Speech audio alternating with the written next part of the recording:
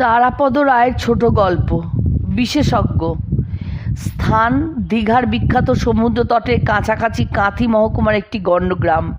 এই এলাকায় প্রচুর কাজু বাদামের চাষ হয়। কাজু মূল্যবান ফসল, বিদেশের বাজারে এর খুবই চাহিদা। কাজু বাদাম এখন দেশের মধ্যে খুবই জনপ্রিয়, যদিও দাম আকাশ ছোঁয়া। কাঁথি অঞ্চলে কাজুর সন্দেশ তৈরি হয়, সেও বিশেষ উপাদেয়। এইসব নানা কারণে এখন কাজুর প্রতি সকলেরই দৃষ্টি পড়েছে। দিল্লি থেকে বিশেষজ্ঞ এসেছেন সুদূর দীঘাতে কাজু চাষ পর্যবেক্ষণ করতে। সুখের বিষয়, বিশেষজ্ঞ মহোদয় বাঙালি। ইনি সম্প্রতি মার্কিন দেশ থেকে 6 মাসের কাজু চাষের ট্রেনিং নিয়ে এসেছেন। আমেরিকায় কাজু চাষ হয় কি না, সেখানে ট্রেনিং কি হবে, এসব প্রশ্ন আশা করি কাণ্ডজ্ঞান সম্পন্ন পাঠকেরা দয়া করে তুলে আমার অসুবিধার সৃষ্টি করবেন না। সে যাই হোক, বিশেষজ্ঞ মহোদয় পারিষদ এক শীতের দুপুরে সমুদ্রের কাছে সেই গ্রামটিতে পৌঁছেছেন। এই ঠান্ডার দিনেও খালি গায়ে রোদ্দুরে বসে গ্রামের একজন কৃষক তামাকু সেবন করছিলেন। হঠাৎ তার বাড়ির সামনে সম্ভ্রান্ত লোকজন দেখে তিনি উঠে দাঁড়ালেন। তাকে দেখে বিশেষজ্ঞ মহোদয় বেশ উৎসাহের সঙ্গে এগিয়ে এলেন। এসে যে গাছটা এতক্ষণ কৃষক হেলান দিয়ে বসেছিলেন, সেটার গায়ে নিজের মুখের পাইপটা ঠুকতে ঠুকতে জিজ্ঞাসা করলেন, এই গাছটার গোড়া অক্টোবর মাসের শেষ সপ্তাহে নিড়িয়ে খুঁড়ে দিয়েছিলেন? এই প্রশ্ন শুনে কৃষক কেমন থমকে গেলেন। কিছু বলার আগেই বিশেষজ্ঞ মহোদয়ের একজন পারিষদ বাংলা করে বুঝিয়ে দিলেন, অক্টোবর মানে ওই আশ্বিন মাসে গাছটার গোড়া টোড়াগুলো বেশ সাফ করে দিয়েছিলেন। কৃষক এবার বললেন, না। শূন্য পাইপটা দাঁত দিয়ে চিবোতে চিবোতে বিশেষজ্ঞ মহোদয় বললেন, তাই বলি। তারপর একটু থেমে আবার কৃষককে জিজ্ঞাসা করলেন, গাছটার ওপরে ডালগুলো এর মধ্যে কোনো দিন ভালো করে পোকা মারার ওষুধ দিয়ে স্প্রে করে দিয়েছেন? কৃষকের মুখ দেখে বোঝা গেল তিনি 7 জন্মে এরকম কিছু শোনেননি। জেরার জবাবে থতমত খেয়ে বলেন, আজ্ঞে না তো। তখনই বলেছিলাম। বিশেষজ্ঞ মহোদয় কাতর আর্তনাদ করে উঠলেন, সাধে এই অবস্থা? তারপর অসম্ভব উত্তেজিত হয়ে কৃষকের সামনে 2 পা এগিয়ে গিয়ে প্রায় চেঁচিয়ে বললেন, আর কিছু না করুন, এই শীতের মধ্যে বৃষ্টির আগে গাছের উপরের পাতাগুলো একবার ছেঁটে দেবেন তো। একজন অজ্ঞাত পরিচয় ব্যক্তির এরকম মারমুখো ভাব দেখে ইতিমধ্যে কৃষক রীতিমতো ঘাবড়িয়ে গেছেন এবং 4 পা পিছিয়ে গেছে। নিরাপদ দূরত্ব থেকে তিনি কোনো রকমে জবাব দিতে পারলেন, আজ্ঞে না তো। মাথায় হাত দিয়ে বিশেষজ্ঞ মহোদয় মাটিতে বসে পড়লেন। এইভাবে নিজের সর্বনাশ করে?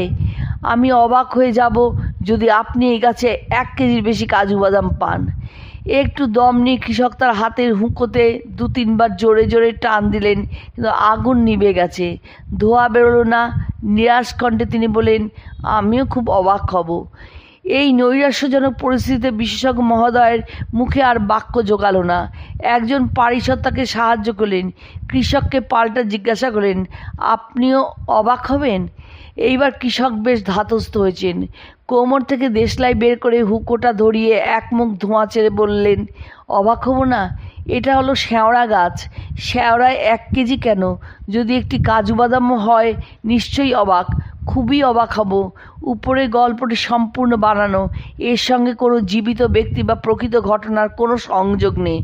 যদি কোনো কারণে কোথাও কোনো মিল ঘটে যায়, সে নিতান্তই আকস্মিক। বরং বিশেষজ্ঞ সম্পর্কে সেই সাঁতারের শিক্ষকের গল্পটি একবার স্মরণ করি। গল্পটি বাংলা ভাষায় অনবদ্য ভঙ্গিতে লিখেছিলেন শিবরাম চক্রবর্তী। মূল ইংরেজিটা বোধহয় পিজি ওডহাউসের নাকি স্টেফান লিককের। গল্পটা রীতিমতো চওড়া ও অন্তত শিবরাম চক্রবর্তীর কলমে। বিস্তারিত বর্ণনা থাক। আসল ঘটনা এরকম, সাঁতারের বিখ্যাত স্কুলে সাঁতার শিক্ষকেরও খুব খ্যাতি। তিনি শিক্ষার্থীদের নানা রকম নির্দেশ দেন। তারই নির্দেশে কতজন যে দক্ষ সাঁতারুতে পরিণত হয়েছেন, অতি আনাড়ি অবস্থা থেকে তার হিসাব নেই। একদিন হঠাৎ জলে পড়ে গেলেন শিক্ষক মশাই। তিনি তীর থেকে নির্দেশ দিতেন, কিন্তু সেদিন কি করে পাড় থেকে জলে পড়ে গেলেন। তারপর নাকানি চুবানি খেয়ে ডুবে মরেন আর কি। সেদিনই প্রকাশ পেল তিনি সাঁতার একদম জানেন না, জীবনে কখনো জলে নেমেছেন কিনা তা সন্দেহ। অবশ্য এতে অবাক হওয়ার কিছু নেই, সাঁতার শেখাতে গেলে সাঁতার জানতেই হবে এমন কোনো কথা নেই। আমার নিজের উদাহরণ দিয়ে বলতে পারি, আমি গানের গ জানি না। গান সম্পর্কে আমার সুরজ্ঞান এবং কণ্ঠস্বর দুই ভয়াবহ। বিশুদ্ধ ব্রাহ্মণের কাছে গোমাংস যেরকম, আমার কাছে সারেগামাও তাই। একটি উদাহরণ দিয়ে বোঝাতে পারি। একবার এক অনুষ্ঠানে বাদ্যযন্ত্র বাজছিল, বাজনা শুনে আমি বুঝতে পারলাম ধনধান্যে পুষ্পে ভরা দ্বিজেন্দ্রলালের জাতীয় সঙ্গীতটি বাজানো হচ্ছে। আমি জাতীয় সঙ্গীতের প্রতি যথারীতি সম্মান প্রদর্শনের জন্য উঠে দাঁড়ালাম। আমি ছিলাম সেই সভায় প্রধান অতিথি বা বিশেষ অতিথি, ওই রকম কিছুই। পাশেই সভাপতি মহোদয় বসেছিলেন। তিনি আমাকে উঠে দাঁড়াতে দেখে বললেন, উঠছেন কেন? আমি বললাম, আপনিও দয়া করে উঠুন, দেখছেন না জাতীয় সঙ্গীত বাজছে। সভাপতি মহোদয়ের দুই চোখ কপালে উঠল। বেশ চমকিত হয়ে জিজ্ঞাসা করলেন, কাম সেপ্টেম্বর আবার কবে থেকে জাতীয় সঙ্গীত হলো? আমি আর কিছু বললাম না, ঝুপ করে চেয়ারে বসে পড়লাম। প্রসঙ্গত উল্লেখযোগ্য, এই সভাটি ছিল একটি সঙ্গীত বিদ্যায়তনের বার্ষিক উৎসব এবং আমাকে বড় সমজদার ভেবে কর্তৃপক্ষ অতিথি করে নিয়ে গিয়েছিলেন। কর্তৃপক্ষের তেমন দোষ দেওয়া চলে না, এরকম ভুল সর্বত্রই হয়। যাকে আমরা কোনো বিষয়ে অথরিটি বলে ধরে নিচ্ছি, তিনি হয়তো সেই বিষয়ে একজন প্রকৃত হস্তিমূর্খ। দশরথ চক্রে যেরকম ভগবান ভূত হয়, তেমনি মূর্খ ও পণ্ডিত বলে খ্যাত হয়। তবে ওই দশচক্রের মূল চক্রটি উচ্চাভিলাষী মূর্খ নিজেই আবর্তন করান। অজ্ঞদের গালাগাল করা রুচিসম্মত নয়। বিশেষজ্ঞের কথা হচ্ছিল, সেই কথাই বলি। ইংরাজিতে বলা হয়, কোনো ক্ষুদ্রাতি ক্ষুদ্র বিষয়ের আরও জানতে জানতে অবশেষে এভরিথিং অফ নাথিং জানাই হলো বিশেষজ্ঞের বা পণ্ডিত শ্রেষ্ঠের স্বপ্ন। এই নাথিং কিন্তু ঠিক নাথিং নয়। দু একটা উদাহরণ দিচ্ছি। মনে করুন একজনের বিষয় হলো মৌর্য যুগের স্বর্ণমুদ্রার সিংহের ডান পায়ের সামনের মধ্যমার দৈর্ঘ্য। ইনি কিন্তু এ বিষয়ে এখনও পর্যন্ত 10,000 পৃষ্ঠা লিখে ফেলেছেন। ইনি ইতিহাসের লোক, এরই বন্ধু সাহিত্য। তার বিষয় হলো শিলাইদহের কুঠিবাড়ির মধ্যের ঘরের বড় শালকাঠের জল চৌকিটির পায়ার কাছে যে কালির দাগ লেগেছিল, সেই মসি চিহ্ন কি শিলাইদহ বোটে জল চৌকিটি নিয়ে সোনার তরী কবিতাটি লেখার সময় দোয়া তুলতে লেগে গিয়েছিল।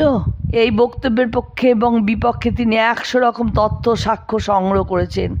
আজ কিছুদিন হলো শরীরটা ভালো যাচ্ছে না, ডাক্তার সাহেবদের হাতে আছি। বিশেষজ্ঞ নিয়ে লেখা শেষ করার আগে তাদের সম্পর্কে কিছু না লেখা অনুচিত হবে। আমাদের ছোটবেলায় পারিবারিক ডাক্তার পায়ের গোড়ালি থেকে মস্তকের ব্রহ্মতালু পর্যন্ত সর্বাঙ্গের চিকিৎসা করতেন। তিনি বহু পরে একবার কানে ব্যথা হওয়ায় বললেন ইএনটি স্পেশালিস্টের কাছে, অর্থাৎ নাসিকা কর্ণ কণ্ঠ বিশেষজ্ঞের কাছে যেতে। এর অনেক দিন পরে একবার মিনিবাসে একটি লোক আমার নাকটা গুঁতিয়ে দিল, রীতিমতো ফুলে গেল। সেই ইএনটির কাছে গেলে তিনি বললেন, আমি এখন শুধু কান করছি, আপনি ডক্টর নাগের কাছে যান, তিনি এখন নাক করেন। ডক্টর নাগকে গিয়ে দেখালাম। তারপর এই গত সপ্তাহে ঠান্ডা লেগে ভীষণ মাথা ভার, একটা নাকটা সম্পূর্ণ বন্ধ। আবার গেলাম ডক্টর নাগের কাছে, তিনি সব দেখে বললেন, ডান নাক আমার দ্বারা হবে না, আমি এখন শুধু বা নাক দেখছি।